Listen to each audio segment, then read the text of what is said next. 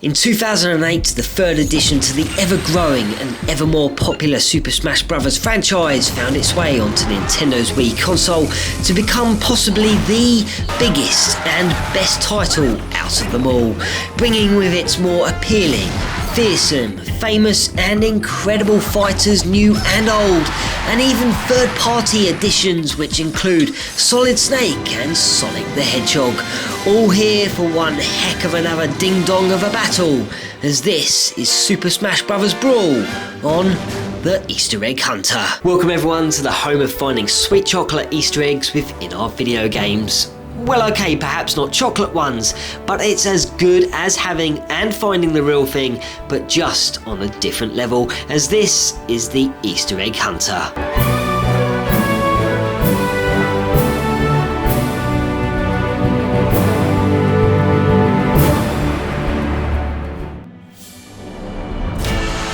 Number 1. Setting us off on our new voyage through Super Smash Bros. Brawl firstly takes us on to have a look at the huge collection of trophies on offer, and in this case there are more than ever, many of which are recurring prizes, but many are new and which include a collection from the Metal Gear Solid franchise. If you happen to receive the cardboard box trophy, it may seem rather uninteresting at first glance, but if you peer and zoom in at one of the handles, you'll see a pair of eyes staring right back at you.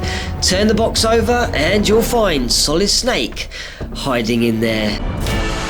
Number 2. While we are chatting about trophies, we should take a sneak peek at this next little secret. Firstly, head into the trophies and sticker option, then enter the trophy hoard where you can marvel at your huge collection. Next, hit A to activate the diorama mode where you can choose 4 trophies to position them upon the various backgrounds and take a photo if you so wish. If you have unearthed the background filled with presents, select that one and hunt around amongst the gifts. To your surprise, you will find a black DS Lite tucked away in one of your gift boxes. Number 3. One of my favourite fighters is the robotic operating buddy, also known as Rob for short, or Rob the Robot. His movesets are really impressive and quite powerful, and I do enjoy his laser beams that he can blast upon his opponents using his eyes. Upon selecting Rob as a character, you can also change his colour scheme from his extensive palette. Choose the red, gold and white version of him, and this will bring out the Nintendo Famicom version, which was known as the Family Computer Robot. Pause the battle, pan down using the camera in on his base, and you'll be able to make out the original Famicom label. Choose the two-tone grey of Rob the Robot, and this will bring out the North American version, where once again the label stays true to the respective console, which is truly awesome. Number 4. Since Rob is our hot topic at the moment, let's check out one more appearance from him. So select F-Zero stage of Port Town Aero Dive and start battling away as normal.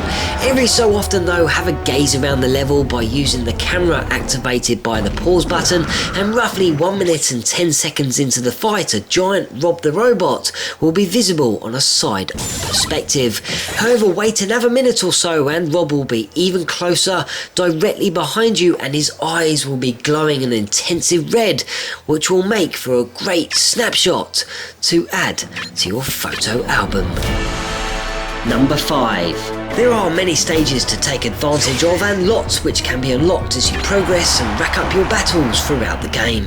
One of the melee stages which will be gifted to you, called Big Blue, could very well hold a reference to Nintendo's GameCube console.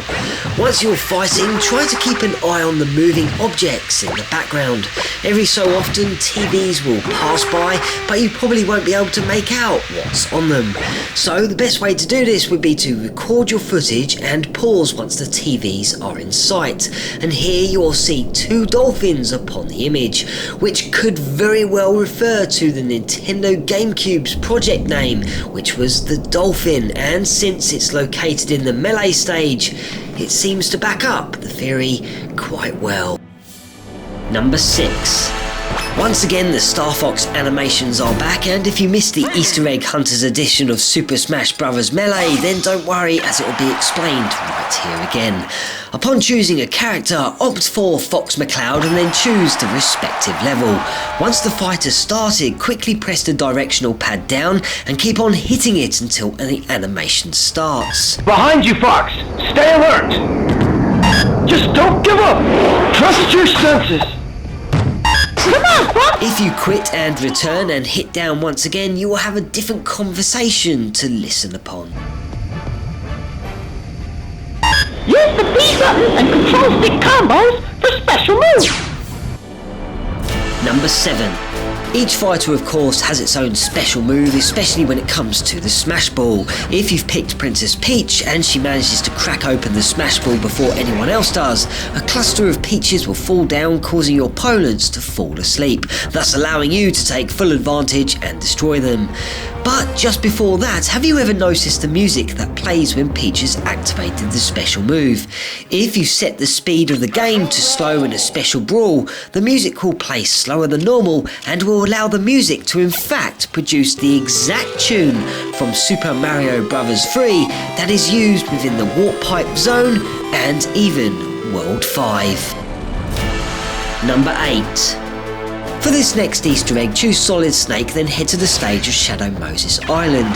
Next, quickly press the directional pad down just like you do with the Star Fox taunts, and this will bring up Snake's Kodak, where he will begin to talk to his crew, including Mei Ling and Roy Campbell, about the character that you are fighting. And there are many discussions all about the characters within the game, including hints, tips, and random chatter, and here are a few of my favourites. Snake! What is it?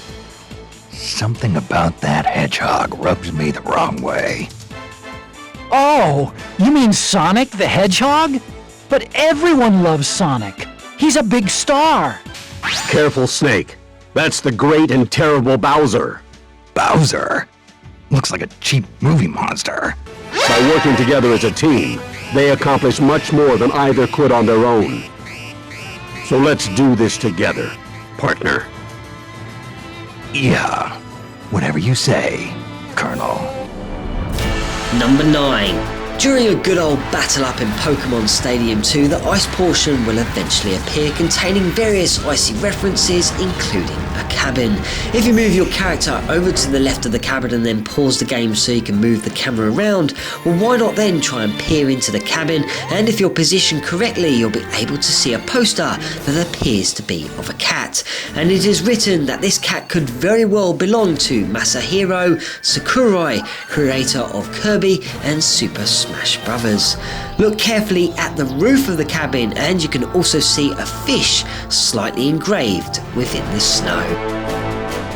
Number 10. To see us out in this edition is KK Slider. How so, you might say? Well, firstly, head back to the Wii main menu and set the internal clock to 8 PM on a Saturday night, so change the date accordingly also. Next, head back to the game and select the Smashville stage, and now you'll battle away to KK Slider, who will provide you with a concert. But sadly, there doesn't appear to be any sign of Tataka's song thus far. And with that, I will leave you once again to seek and search out these Easter eggs and elusive secrets. And until next time, this is the Easter Egg Hunter, cracking out.